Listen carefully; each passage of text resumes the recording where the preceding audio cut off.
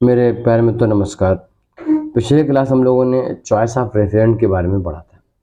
Refrigerant ऐसा fluid है जो रेफ्रिजरेशन करने वाली हेल्प करता है, जिसमें क्वालिटी होती है वो गैस से लिक्विड में और लिक्विड से गैस में कन्वर्ट हो सकता है।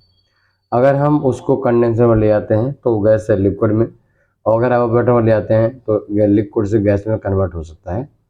तो ऐसे फ्लूइड को हम रेफ्रिजरेंट कहते हैं। हम उसकी कुछ प्रॉपर्टीज देखेंगे, उनके आधार पर देखेंगे प्रॉपर्टी की वैल्यू ज़्यादा होनी चाहिए, कम होना चाहिए।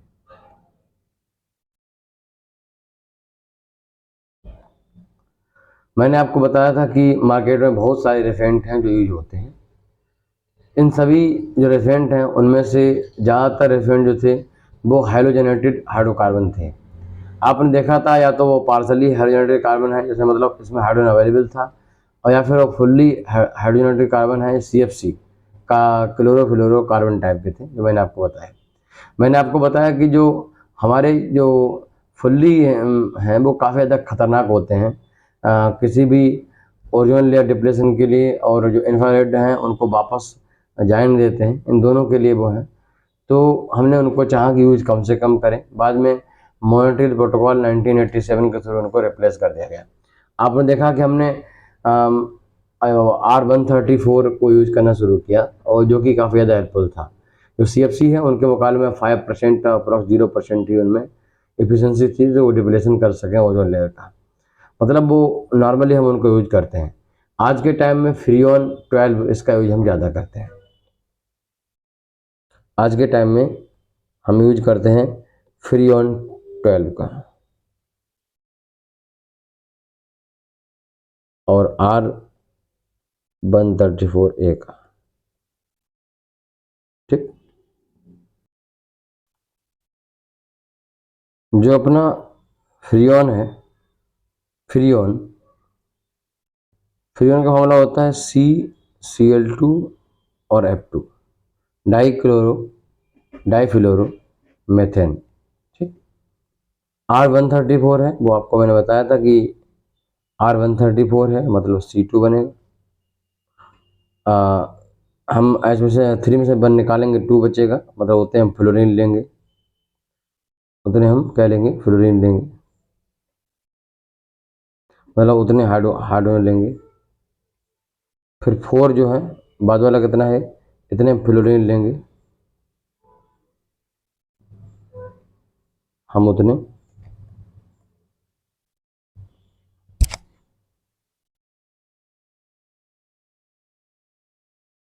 फ्लोरीन लेंगे। ठीक, इस तरीके से ये है। ये मेन ऐसे रेफेंट हैं जो इंडस्ट्री में बहुत यूज किए जाते हैं। इनकी वजह इसमें बहुत सारी प्रॉपर्टीज हैं। इनकी प्रॉपर्टी क्या है देखो। इनकी पहली प्रॉपर्टी ये है कि ये नॉन टॉक्सिक है, इनमें टॉक्सिसिटी नहीं है। मतलब अगर वो किसी भी ह्यूमन बॉडी टच में आते हैं, इनहेल कर लिए, तो कोई दिक्कत बड़ी बात नहीं है। ज़्यादा अमाउंट में लेंगे तो दिक्कत हो सकती है। ठीक, दूसरी बात यह है कि ये नॉन फ्लेमेबल है। कैसे हैं, नॉन फ्लेमेबल है, इनसे आग लगने का खतरा जो है वो ना के बराबर है। नॉन फ्लेमेबल है। तीसरी बात है कि एक्सप्लोजन का कोई खतरा नहीं है, नॉन एक्सप्लोजिव है। ठीक, तो इन सब वजहों की वजह से इनको बहुत यूज किया जाता है। मार्केट में बहुत प्रकार के इस समय सेल हो रहे हैं refrigerant. Methyl chloride, carbon dioxide, sulphur dioxide, propane, ammonia बहुत ज़्यादा यूज होता है। तो ये कॉमन ऐसे रेफेंट हैं जो आजकल मार्केट में यूज होते हैं। कुछ प्रॉपर्टीज हैं जो होनी चाहिए रेफेंट में, उनके बारे में बात कर लेते हैं। इनको लिखो, sum property of refrigerant.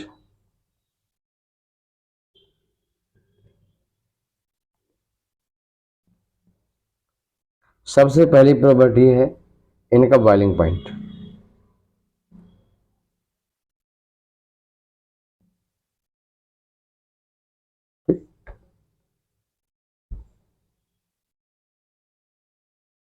Boiling point में क्या है कि हम बात कर रहे हैं कि नॉर्मल बॉइलिंग पॉइंट की तो हमारे पास अगर बॉइलिंग पॉइंट का मतलब है वेपराइजेशन करने से, वेपराइजेशन होता है फ्रिज के अंदर जहां पर एवापोरेटर सिस्टम लगा होता है। अब आप देख सकते हो कि वहां पर वेपराइज करना है तो जो इसका बॉइलिंग पॉइंट है वो डेफिनेटली अंदर का जो टेम्परेचर है, जो फ्रिज के अंदर टेम्परेचर है, जिसे हम मीडियम टेम्परेचर कह सकते हैं और जिसे हम स्पेस टेम्परेचर कहते थे, मैंने पिछले लेक्चर में बताया, उस स्पेस टेम्परेचर से ज़्यादा होना चाहिए। तो बॉइलिंग पॉइंट जो है इसका वो स्पेस टेम्परेचर से, स्पेस टेम्परेचर जो टेम्परेचर हम फ्रिज के अंदर हम अचीव करना चाह रहे हैं उससे क्या होना चाहिए, कम होना चाहिए। क्या होना चाहिए, उससे कम होना चाहिए, जिससे कि इजीली वो क्या हो, बॉयल हो सके। बात समझ गई। और बॉइलिंग पॉइंट इस तरीके का हो कि इस पे जो सेचुरेशन प्रेशर हो, मैंने आपको पिछले लेक्चर में बताया था, सेचुरेशन प्रेशर हो वो एटमॉस्फेयर प्रेशर से क्या हो, ज़्यादा होना चाहिए, जिससे कि हम लीक का पता कर सकें।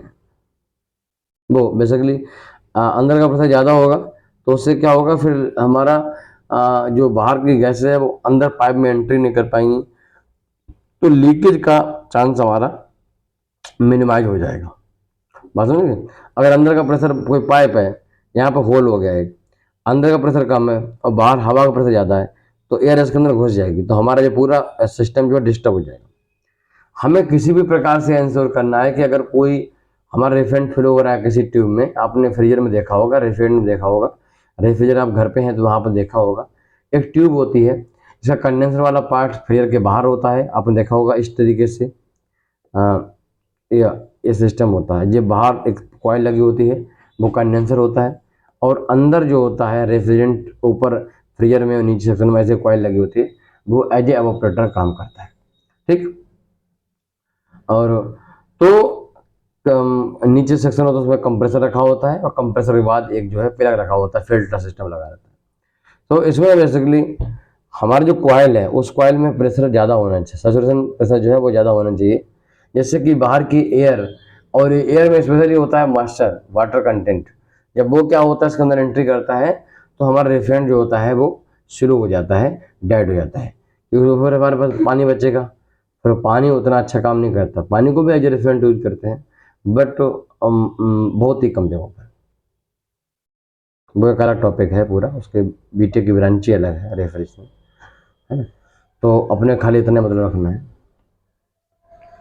तो रेफरेंट बॉइलिंग पॉइंट क्या होना चाहिए, बॉइलिंग पॉइंट उस मीडियम स्पेस से थोड़ा सा कम होना चाहिए। मैंने आपको बोला 10 डिग्री कम रहते हैं, मैंने आपको पिछले लेक्चर में बताया था।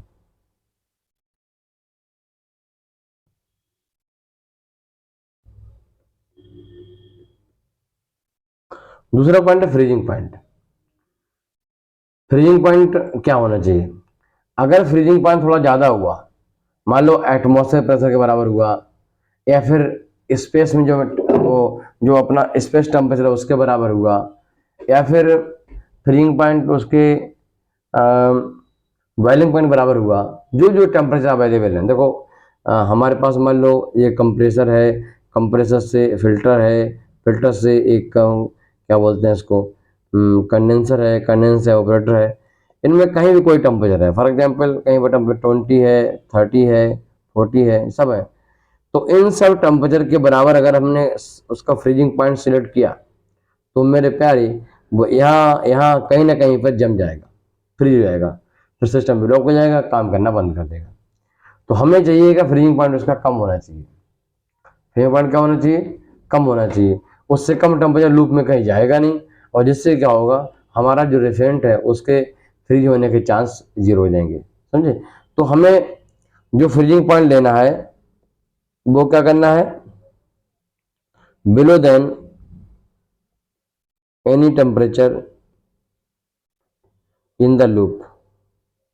ठीक, below than any temperature in the loop, मतलब हमें मिनिमम टेम्परेचर इंश्योर करना है, पूरे लूप का मिनिमम टेम्परेचर क्या होना चाहिए, फ्रीजिंग पॉइंट होना चाहिए। तो this is the minimum temperature होना चाहिए। अगर मिनिमम टेम्परेचर होगा तो हमारा सिस्टम प्रॉपर तरीके से काम करता रहेगा। वो लिक्विड में तो आ जाए, ठीक है, लिक्विड से वेपर में कन्वर्ट हो, पर ऐसा ना हो वो लिक्विड नीचे और जाके वो सॉलिडिफाई हो जाए, फ्री हो जाए, ऐसा मुझे नहीं चाहिए।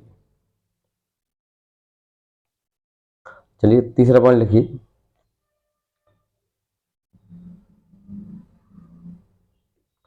Critical temperature and pressure. आपको पता है कि किसी भी गैस को अगर आपको लिक्विफाई करना हो तो उसके लिए सबसे पहले ठंडा किया जाता है।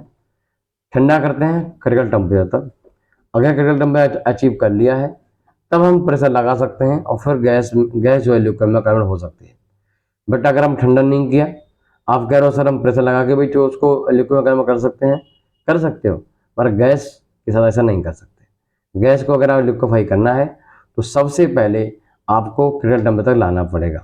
Critical temperature TC most important है। तो हमें यहाँ पर ध्यान रखना है कि क्रिटिकल टेम्परेचर और जो प्रेशर है किसी भी रेफ्रिजरेंट के, वो हमेशा जहाँ जहाँ पर ऑपरेटिंग सिस्टम में टेम्परेचर प्रेशर है उससे ज़्यादा होनी चाहिए। बात समझिए, देखो क्रिटिकल टेम्परेचर जो है वो ज़्यादा होना चाहिए T से, और क्रिटिकल प्रेशर है PC वो भी ज़्यादा होने चाहिए P से। T और P से हमारा मतलब है सिस्टम के जो टेम्परेचर प्रेशर है उनसे, operating system temperature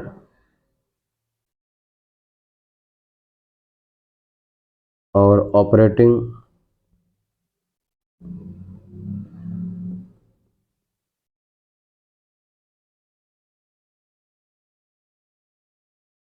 system pressure, ठीक। अगर उसका क्रिटिकल टेम्परेचर और क्रिटिकल प्रेशर, ठीक, अगर सिस्टम का टेम्परेचर से ऊपर रहेगा तो इसका मतलब है कि उसको इजीली हम लिक्विफाई कर पाएंगे। समझे बात को? इजीली हम लिक्विफाई कर पाएंगे। अगर हमने ऐसा नहीं किया, अगर हमने टेम्परेचर सिस्टम के टेम्परेचर से कम ले लिया तो वहां तक तो कभी आएगा नहीं, आएगा नहीं तो गैस लिक्विड में कन्वर्ट होगी नहीं, ठीक। तो हमें इस बात ध्यान रखना है कि अगर मुझे लिक्विड, हम ऐसा सिस्टम यूज कर रहे हैं, हम रेफ्रिजरेशन साइकिल को यूज कर रहे हैं जहाँ पर लिक्विड रेफ्रिजरेंट को वेपर में कन्वर्ट किया जा रहा है, तो वहाँ निश्चित हो जाता है कि हमें क्रिटिकल टेम्परेचर और प्रेशर हमें सिस्टम के टेम्परेचर प्रेशर से ऊपर रखना पड़ेगा। अगर नहीं रखा है, अगर नीचे रखा है, तो मेरे प्यारे आप ये मान लीजिए गैस, पूरे सिस्टम में सिर्फ गैस रहेगी, तो गैस रहेगी तो वहाँ पर ऑपरेशन होगा कैसे? ऑपरेशन होगा नहीं तो अंदर का जो मीडिया है उसका क्या होगा? उसका कूलिंग नहीं होगा, अरे हम रेफ्रिजरेटर हमारा काम नहीं करेगा, ठीक। ये बात हमें विशेष ध्यान रखनी है। आप एक क्वेश्चन पूछ सकते हो कि सर जो हमारा गैस बेस्ड होता है, गैस रेफ्रिजरेशन सेक्शन होता है जिसमें हम गैस यूज करते हैं, ओनली गैस यूज करते हैं, तो उस गैस वाले में तो सर सिर्फ गैस ही रहती है, तो हम वहाँ ऐसा भी यूज कर सकते हो। अगर वहाँ पर हम, अगर हम बताएंगे आपको, एक साइकिल ऐसा भी होता है जहाँ पर हम सिर्फ जो मीडिया होता है, रेफ्रिजरेंट होता है, वो गैसेस मीडियम में यूज करते हैं। अगर हम गैसेस मीडियम में यूज करते हैं तो वहाँ पर टेम्परेचर और प्रेशर को हम चाहें तो सिस्टम का टेम्परेचर से कम ले सकते हैं, कोई दिक्कत वाली बात नहीं।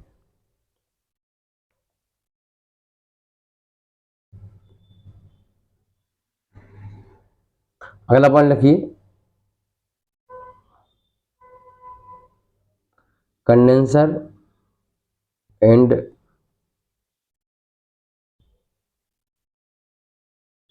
Evaporative pressure. कंडेंसर से हमारा मतलब है साइकिल जो हमारा रेफ्रिजरेशन साइकिल है उसके कंडेंसर से, और एवापोरेटर से हमारा मतलब है कि जो रेफ्रिजरेटर के अंदर वाला सेक्शन होता है उससे, ठीक।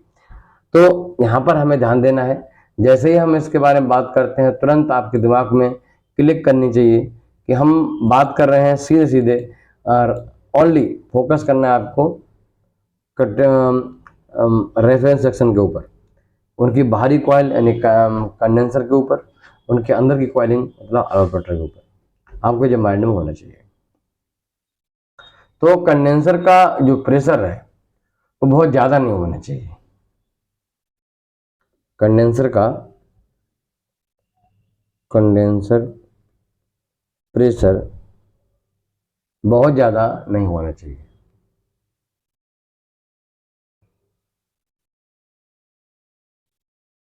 Should not be very high. ठीक। अगर प्रेशर बहुत ज़्यादा होता है तो आपको मालूम है कि किसी को कंडेंस करना है, किसी को भी क्या करना है, कंडेंस करना है, और किसी गैस है, कोई गैस है और मुझे कंडेंस करना है। ठीक। क्या करना है, कंडेंस करना है। तो कैसे करेंगे, हाई प्रेशर लगा के। और जब आप प्रेशर लगाओगे तो प्रेशर किसी इक्विपमेंट से लगाओगे, गैस है तो कंप्रेसर लगाओगे, लिक्विड है तो पंप से लगाओगे। तो अगर आप गैस है और कंप्रेसर लगा रहे हो और आप ज़्यादा प्रेशर मेंटेन किए हुए हो तो हमें हाई प्रेशर मेंटेन करने के लिए कॉस्ट इन्वॉल्व है इसमें। ठीक। अगर हम आपसे बोलें कि भाई मुझे 2 से 5 केजी प्रेशर बढ़ाना है कंप्रेसर से, या फिर बोले 2 से 10 बढ़ाना है, तो 2 से 10 बढ़ाने में क्या होगा, हमारी कॉस्ट ज़्यादा लगेगी, पैसा ज़्यादा इन्वॉल्व होगा। तो हमें ध्यान रखना है कि हम ऐसे केस में क्या होगा, जब प्रेशर हाई प्रेशर पे हम कंडेंसर को काम कराएंगे तो ऐसे केस में कॉस्ट इन्वॉल्व रहती है। और कई बार क्या है कि जो इक्विपमेंट की कॉस्ट से ज़्यादा उसकी पर ईयर की और उसके ओवरऑल जो लाइफ टाइम है उसकी जो ऑपरेटिंग कॉस्ट है वो कई गुना ज़्यादा बढ़ जाती है। बात समझे। तो सीधा मतलब है कि हमें प्रेशर ज़्यादा रखना है, अच्छी बात है, बट लिमिट से ऊपर ज़्यादा प्रेशर नहीं रखना है। बात समझेगा उसको। तो अगर प्रेशर कहीं बहुत ज़्यादा है तो नंबर 2 क्या है, एक तो ऑपरेटिंग कॉस्ट तो बढ़ी गई, कंप्रेसिंग करने के लिए जो कॉस्ट लग रही है, आपकी पावर लग रही है, वो तो बढ़ी गई। साथ में क्या है कि अगर आपको हाई प्रेशर कंप्रेसिंग करने वाला इक्विपमेंट चाहिए तो उसकी कॉस्ट ज़्यादा होगी। अरे भाई इक्विपमेंट की थिकनेस ज़्यादा होगी, इक्विपमेंट की कैपेसिटी ज़्यादा होगी, तो वो सब चीज़ें यहाँ पर हैं। नंबर 2, एवापोरेटर जो है उसमें प्रेशर कम होना चाहिए। ठीक। अगर प्रेशर उसमें बहुत ज़्यादा होता है तब क्या होगा, एवापोरेशन प्रॉपर्ली नहीं हो पाएगा। क्लियर। अगर प्रेशर पहले वाला कंडेंसर प्रेशर बढ़ता है तो क्या होगी, ऑपरेटिंग कॉस्ट बढ़ जाएगी। ऐसी बात कर रहे हैं एवापोरेटर की। अगर एवापोरेटर प्रेशर जो कैसा होना चाहिए, तो एवापोरेटर में जो प्रेशर है वो लो होना चाहिए। कैसा होना चाहिए, एवापोरेटर में पेपर जो प्रेशर है वो लो होना चाहिए। बट एक दिक्कत ये है कि अगर हम बहुत लो रखेंगे तो क्या होगा, बहुत लो, अगर हमारा कंडेंसर का मान लो ज़्यादा P1 है और नीचे वाला जो वेपर एवापोरेटर हमने कम कर दिया तो रेशियो फिर बढ़ जाएगा। बस नहीं देखो, इन दोनों का रेशियो निश्चित ही क्या होगा, बढ़ जाएगा। अब रेशियो बढ़ जाएगा तो कंडीशन बन जाएगी हमारी एटमॉस्फेरिक वेपर प्रेशर की, है ना, लोअर एटमॉस्फेरिक प्रेशर कंडीशन बन जाएगी।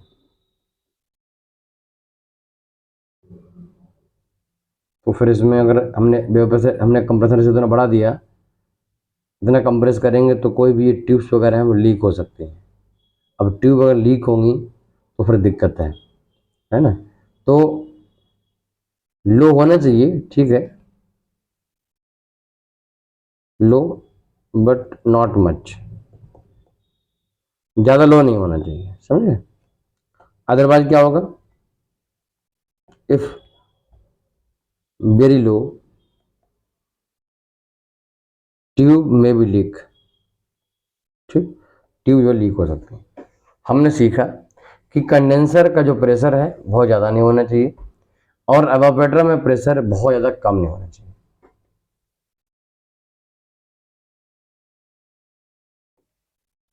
अगला पॉइंट डालो, स्पेसिफिक वॉल्यूम।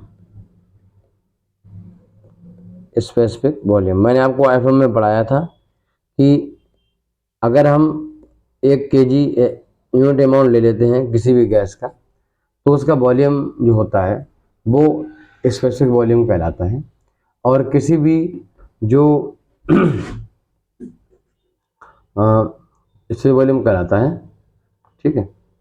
स्पेसिफिक वॉल्यूम अगर ज़्यादा है, अगर स्पेसिफिक वॉल्यूम अगर ज़्यादा है तो उसको कंप्रेस करने के लिए, हैंडल करने के लिए कंप्रेसर साइज जो है ज़्यादा लेना पड़ेगा। ठीक। इसमें से वॉल्यूम कम है तो कंप्रेसर वॉल्यूम हमें कम लेना पड़ेगा। ठीक। मतलब कंप्रेसर वॉल्यूम मतलब कॉस्ट इन्वॉल्व है इसमें। ठीक। तो एक्सप्लोसिव वॉल्यूम के बारे में समझ में आई आपको कि भाई एक्सप्लोसिव वॉल्यूम अगर ज़्यादा है तो कंप्रेसर बड़ा चाहिए, अगर कम है तो कंप्रेसर छोटा चाहिए। कंप्रेसर दो प्रकार के होते हैं, एक तो होता है रेसिप्रोकेटिंग कंप्रेसर, रेसिप्रोकेटिंग कंप्रेसर, ठीक, और एक होता है सेंट्रीफ्यूगल कंप्रेसर, सेंट्रीफ्यूगल कंप्रेसर, ठीक। इनमें क्या होता है, दोनों दोनों क्या करते हैं, सक्शन लेते हैं और डिस्चार्ज निकालते हैं, ठीक। तो ये सक्शन का वॉल्यूम होता है लो सक्शन वॉल्यूम, हमें नीड होती है रेसिप्रोकेटिंग कंप्रेसर में, और सेंट्रीफ्यूगल कंप्रेसर में हाई सक्शन वॉल्यूम की नीड होती है, सक्शन वॉल्यूम, ठीक है। तो स्पेसिफिक वॉल्यूम पर ध्यान रखना है, अगर स्पेसिफिक वॉल्यूम ज़्यादा है तो उसके लिए मुझे फिर सेंट्रीफ्यूगल कंप्रेसर को हमें फॉलो करना पड़ेगा, अगर स्पेसिफिक वॉल्यूम कम है किसी गैस का तो उसको करना पड़ेगा। स्पेसिफिक वॉल्यूम जो होता है वो कहीं ना कहीं मॉलिक्यूलर वेट का फंक्शन होता है, कोई भी गैस है अगर मॉलिक्यूलर वेट बढ़ेगा तो उसका स्पेसिफिक वॉल्यूम बढ़ेगा।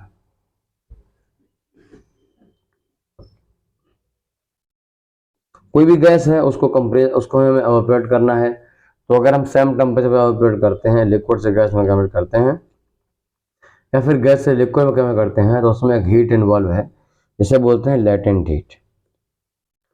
तो उसके बारे में देखो, लेटेंट हीट।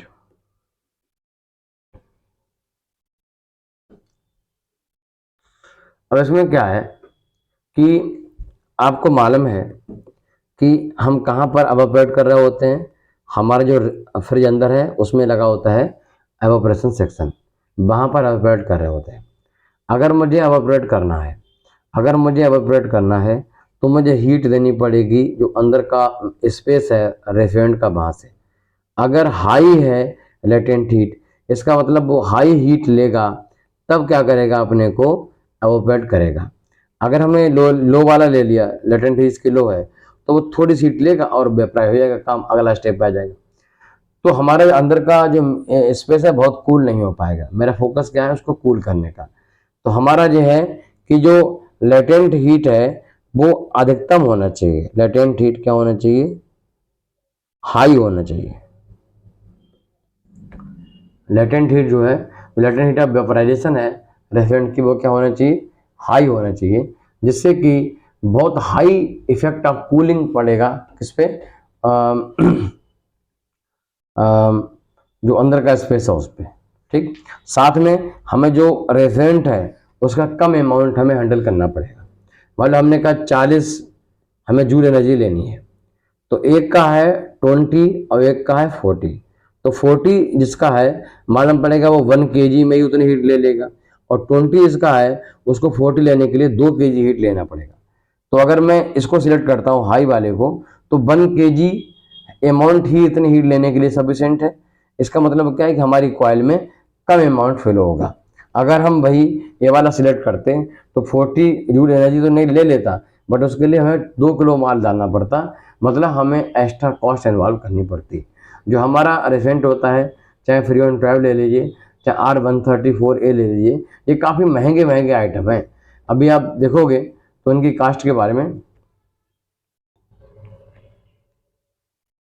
अगर हम एग्जाम्पल के लिए अगर हम बात करें कि भाई R134 तो बहुत यूज होता है, R134A, तो इसका मार्केट में 450 रुपये का एक डिब्बा आता है, एक कैन आता है, और 450, ठीक है। या फिर इसको ऐसे देखो, 575 रुपये का एक कैन आता है जो 450 ग्राम होता है, समझ के बात। यानी आप अंदाजा लगाओगे तो 600 1200, यानी लगभग 1300 या 1400 से लेकर 1400 रुपये इसका पर केजी का है। अगर हमने इसको सिलेक्ट किया 20 वाले को, तो मुझे 2 kg लेना पड़ेगा, यानी 2800 रुपये का कूलेंट हमें डालना पड़ेगा रेफ्रिजरेंट में, अपने फ्रिज में, रेफ्रिजरेटर में। अब भाई अगर हमने ये 40 वाला ले लिया तो हमारा 1400 में काम चल जाएगा, तो कॉस्ट इन्वॉल्व है। ये तो बात हम छोटे से घर में ही होता है, हम उसके लिए बात कर रहे हैं। बट अगर वही हम इंडस्ट्री यूज करते हैं तो इंडस्ट्री में क्विंटलों से टन के अमाउंट में क्या होता है, जब मटेरियल फ्लो करता है तो कॉस्ट बहुत ज़्यादा इन्वॉल्व करती है। एक कंपनी है, नाम सुना होगा आपने, SRF, Shri Ram fertilizer. Company नाम है SRF, है ना, SRF लिमिटेड। तो SRF लिमिटेड क्या करती है कि बनाती है इस रेफ्रिजरेंट को R134A को, और मार्केट में इसका जो नाम होता है वो फ्लोरोन नाम से आता है। ठीक, फ्लोरोन नाम से मार्केट में इसका रेफरेंट सेल होता है और ये बनाती है। ठीक, और डिब्बे पे लिखा रहता है ओजोन फ्रेंडली, क्योंकि मैंने आपको बताया है इसमें लगभग 0 कैपेसिटी होती है, पोटेंशियल होता है ओजोन लेयर को डिप्लीट करने का। तो आप समझ गए, लेटेंट हीट ज़्यादा होनी चाहिए। इससे क्या फ़ायदा होगा, हम मैक्सिमम कूलिंग इफेक्ट क्रिएट कर पाएंगे, साथ में हमारा अमाउंट जो फ्लो हो रहा है, circulation amount, rate of circulation of refrigerant, वो भी क्या हो जाएगा, कम हो जाएगा। लिख लो यहाँ पर, rate of circulation, rate of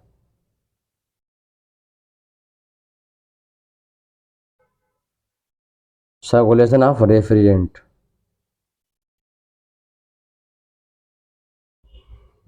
वो क्या हो जाएगा, कम हो जाएगा। समझ गए बात।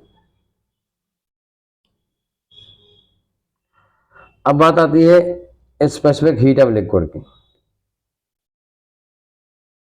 चलो, ये कौन सा पॉइंट था,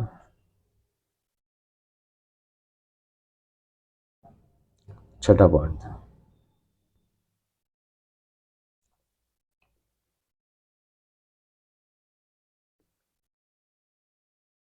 स्पेसिफिक हीट ऑफ लिक्विड, इसकी जो स्पेसिफिक हीट लिक्विड है तो CP हम उसको बोलेंगे, कांस्टेंट वॉल्यूम, CP। तो अब हमें स्पेसिफिक हीट का मतलब क्या होता है, स्पेसिफिक हीट का मतलब होता है कि इतनी हीट दे दोगे तो उसका टेम्परेचर 1 डिग्री बढ़ जाएगा। ठीक, तो हम ये चाहते हैं स्पेसिफिक हीट कैसे होनी चाहिए, ज़्यादा होनी चाहिए। कैसे होनी चाहिए, ज़्यादा होनी चाहिए, जिससे कि वो मैक्सिमम अमाउंट ऑफ हीट को क्या करे, एब्जॉर्ब कर सके एक टेम्परेचर जोन में रहते हुए। ऐसा ना हो कि इतनी हीट उसने एब्जॉर्ब तो कर ली बट टेम्परेचर बहुत चेंज हो गया उसका। ठीक, ये बात आपको ध्यान रखनी है। तो ज़्यादा होनी चाहिए, जो स्पेसिफिक हीट है वो कैसे होनी चाहिए, हाई होनी चाहिए। उससे क्या फ़ायदा होगा, पहला फ़ायदा होगा कि बहुत ज़्यादा हीट ले पाएगा, नंबर 2 कम अमाउंट हमारे जो है उसमें फिलो करना पड़ेगा।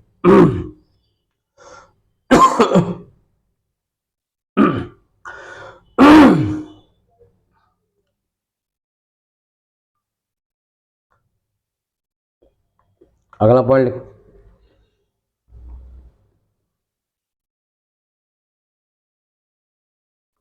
Molecular weight. अब जो रेफरेंट यूज कर रहे हैं हम, उसका मॉलिक्यूलर वेट ज़्यादा होने चाहिए कम होना चाहिए, उससे क्या फ़ायदा है, ध्यान दीजिए। अगर मॉलिक्यूलर वेट अगर बढ़ता है, मॉलिक्यूलर वेट अगर बढ़ता है तो उससे स्पेसिफिक वॉल्यूम बढ़ता है। अगर मॉलिक्यूलर वेट बढ़ता है तो उससे क्या होता है, स्पेसिफिक वॉल्यूम बढ़ता है। तो अगर आपने किसी भी गैस का मॉलिक्यूलर वेट ज़्यादा सिलेक्ट किया है तो ये निश्चित है कि उसके लिए आपके लिए कंप्रेसर साइज बढ़ाना पड़ेगा, इससे वॉल्यूम बढ़ेगा और कंप्रेसर साइज बढ़ाना पड़ेगा। अगर आपने हाई मॉलिक्यूलर वेट का रेफरेंट लिया है तो ऐसे केस में जो स्पेसिफिक वॉल्यूम होगा बहुत हाई हो जाएगा। अब अगर हाई स्पेसिफिक वॉल्यूम हो गया और उसको कंप्रेस करना है तो हाई स्पेसिफिक वॉल्यूम सक्शन वाली के लिए मैंने आपको बताया था पहले कि भाई सेंट्रीफ्यूगल कंप्रेसर यूज करना पड़ेगा। अगर आपने कोई लो मॉलिक्यूलर वेट का किया है तो उससे स्पेसिफिक वॉल्यूम भी उसका क्या होगा, कम होगा। देखो, अगर मॉलिक्यूलर ज़्यादा लिया है बढ़ेगा तो हमारा क्या होगा, हमें सक्शन वॉल्यूम बढ़ेगा, जिससे हमें सेंट्रीफ्यूगल कंप्रेसर यूज करना पड़ेगा। ठीक, अगर मॉलिक्यूलर वेट हमारा कम हुआ है, स्पेसिफिक वॉल्यूम कम होगा, तो हमें रेसिप्रोकेटिंग यूज करना पड़ेगा कंप्रेसर। क्लियर बात। ये महत्वपूर्ण पॉइंट था जो मैंने आपको बताया। इसमें निश्चित सी बात है कि आपको काफ़ी चीज़ें सीखने को मिली होंगी। चलो सेफ्टी के बारे में बात कर लेते हैं, इसके सेफ्टी एस्पेक्ट्स क्या हैं।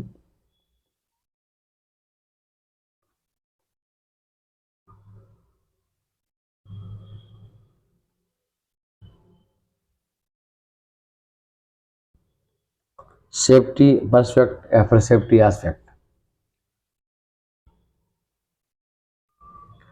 यहाँ रख लो सेफ्टी एस्पेक्ट।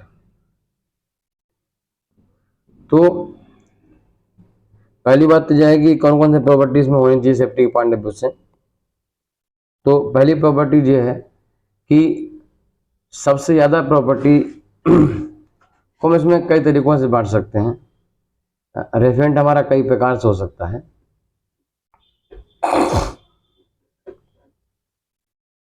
इसमें क्या होता है, रेफेंट को हम 3 वर्गों में बांटते हैं, ठीक है। इसमें कई प्रॉपर्टी होती हैं, टॉक्सिसिटी होती है, उनकी फ्लेमेबिलिटी होती है, और या तो फ्लेमेबल होंगे या फिर नॉन फ्लेमेबल होंगे, टॉक्सिक होंगे, नॉन टॉक्सिक होंगे, एक्सप्लोजिव होंगे, नॉन एक्सप्लोजिव होंगे। तो इस तरीके से हम उनको बांट सकते हैं।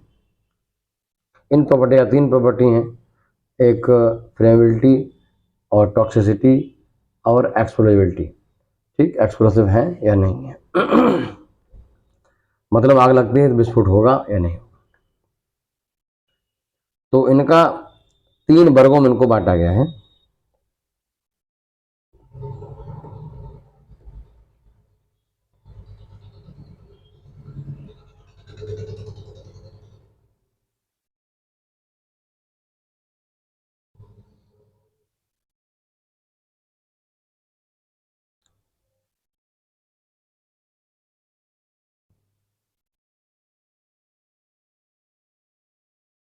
नंबर 1, पहला ग्रुप कौन सा है? ऐसे हेलोजेनेटेड हाइड्रोकार्बन जो रिलेटिवली क्या है, नॉन फ्लेमेबल हैं। कैसे हैं? नॉन फ्लेमेबल हैं। अगर कोई ऐसा रेफरेंट है जो कि नॉन फ्लेमेबल है, साथ में नॉन टॉक्सिक है, ठीक, और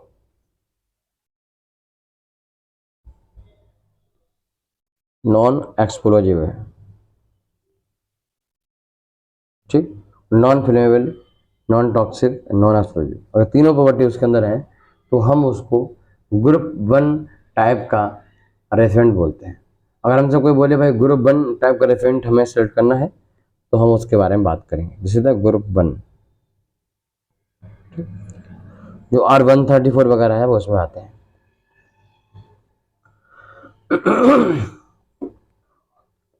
अब देखो, जो ग्रुप 2 है, जो कैसा है, ग्रुप 2 का है, वो टॉक्सिक या फ्लेमेबल हो सकता है।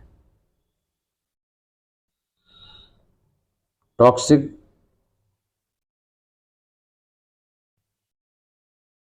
ठीक, आधर टॉक्सिक आर फ्लेमेबल, या तो वो टॉक्सिक होगा या फ्लेमेबल होगा, यानी इन दो में से कोई प्रॉपर्टी उसमें हो सकती है। अगर मान लो नॉन फ्लेमेबल है बट टॉक्सिक है और नॉन एक्सप्लोसिव है, कोई एक प्रॉपर्टी ऐसी है जो 3 में से कोई प्रॉपर्टी इसमें नहीं है, तो हम उसको ग्रुप 2 में रखेंगे। एग्जाम्पल के लिए methyl chloride, methyl chloride CH3Cl। Methyl chloride एक ऐसा हाइड्रोजेनेटेड कार्बन, हाइड्रोकार्बन है, डेरिवेटिव है, जो एज ए रेफरेंट काम करता है। ग्रुप टाइप का, ग्रुप 2 टाइप का रेफरेंट होता है। ग्रुप 2 टाइप का रेफरेंट होता है। ऐसे एग्जाम्पल और SO2, वो भी इसी ग्रुप को क्वालिफाई करता है। इसी में अगर बात करें हम ग्रुप 3 प्रकार के, कि अगर कोई ऐसा है जो हाईली फ्लेमेबल है, बहुत तेज आग लग सकती है उसमें, और हाईली एक्सप्लोजिव है, तो वो थर्ड टाइप के रेफरेंट में आता है। हम कोशिश करते हैं उनको अवॉइड करने का, हम उनको ये ना करने पड़े। जैसे कि प्रोपेन आपको मालूम है हाइड्रोकार्बन है, पॉलीप्रोपाइलिन आपको मालूम है हाइड्रोकार्बन है, एल्कीन है। पॉलीप्रोपाइलिन वही जिससे कई प्रकार के पॉलीमर बनाए जाते हैं। इसमें एथेन आता है, आपको मालूम हाईली हाइड्रोकार्बन है, हाईली एक्सप्लोजिव है। और एथिलीन, ठीक, एथिलीन बहुत मेन प्रीकर्सर है किसी भी पॉलीमर को बनाने का, एथिलीन। और साथ में मेथेन। तो ये सारे ग्रुप 3 में आते हैं। तो 3 ग्रुप में इस तरीके से इसको बांटा गया है। चलते चलते इसी को डीआरएल प्रॉपर्टी के बारे में बात कर लेते हैं। कुछ प्रॉपर्टी हैं जो हम चाहते हैं कि हमारे रिफेंड होनी चाहिए।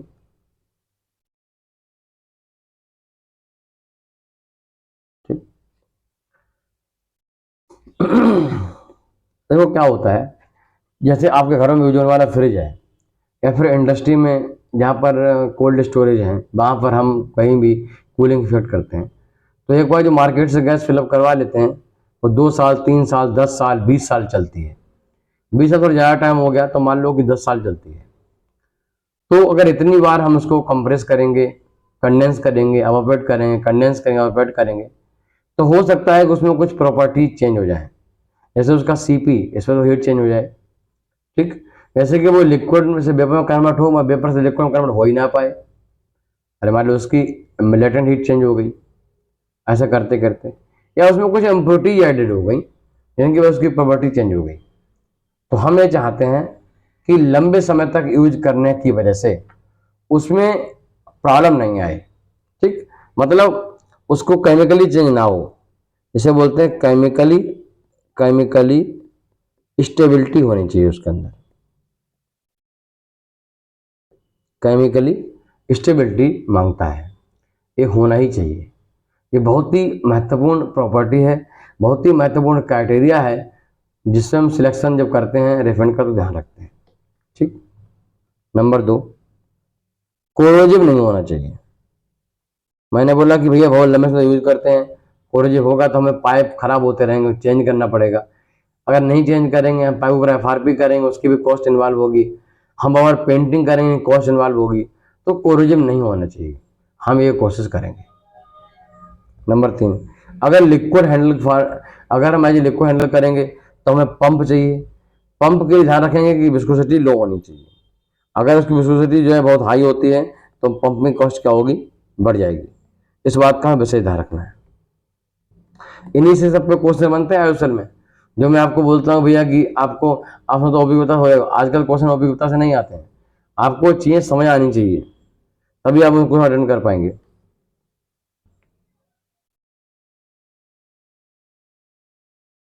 और लास्ट प्रॉपर्टी है high thermal conductivity, thermal conductivity, high thermal conductivity. ठीक, तो ये ज़्यादा होनी चाहिए। इस तरीके देखा जाए तो इन सब प्रॉपर्टी का रेफरेंट अगर मार्केट से लेना है आपको तो बहुत कम ऐसे रेफरेंट होंगे जो इन सभी प्रॉपर्टी को क्वालिफाई करते होंगे। ठीक, तो आपको ध्यान रखना है। एक महत्वपूर्ण प्रॉपर्टी मैंने आपको बताई थी कि सैचुरेशन प्रेशर किसी लाइन में जो फ्लो हो रहा है उसका ज़्यादा होना चाहिए बाहर का प्रेशर, जिससे लीक होने पर हमें पता लग जाए कि भाई ये लीक हो रहा है। वो इसमें लीक हो जब तो हमारे बाहर से गैस अंदर नहीं जा पाए और वो दिक्कत नहीं आए। नंबर 2, उसमें कुछ स्मेल वगैरह हो तो अच्छा है, जैसे अमोनिया है, अमोनिया में स्मेल होती है, अगर वो थोड़ा लीक होता भी है तो मुझे मालूम पड़ जाएगा। कंडेंसर के बारे में मैंने आपको बताया, कंडेंसर बहुत हाई प्रेशर नहीं होना चाहिए, अगर होगा तो कॉस्ट जो है इन्वॉल्व हो जाए, उसमें कॉस्ट ज़्यादा रहेगी। ठीक, मुझे लगता है काफ़ी ज़्यादा मजा आया होगा, वो सीखे हो कुछ। रेफ्रिजरेशन का चॉइस वाला टॉपिक खत्म हो जाता है, अब ज़्यादा आपको बोर नहीं करेंगे, टॉपिक थोड़ा लंबा कर दिया क्योंकि बाबा मन हो रहा था कुछ ना कुछ आपको पढ़ाएं, कुछ ना कुछ बताएं इसमें, है ना, कुछ भी छोड़ना नहीं चाहते हैं। नमस्कार।